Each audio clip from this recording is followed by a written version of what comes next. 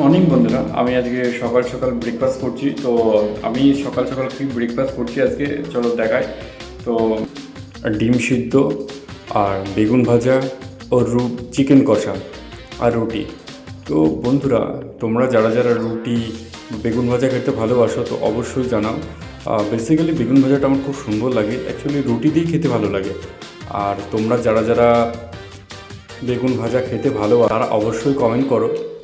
আর এখানে সিদ্ধ ডিম, যারা সিদ্ধ ডিম খাও তারা তো জানোই সিদ্ধ ডিম খাওয়াটা কতটা ভালো। তো চলো, আমি তো খাই। আর তোমরা আমার চ্যানেলটাকে সাবস্ক্রাইব করো, অবশ্যই করো। কারণ নতুন নতুন মিনি ব্লগস নিয়ে আসতে চলেছি।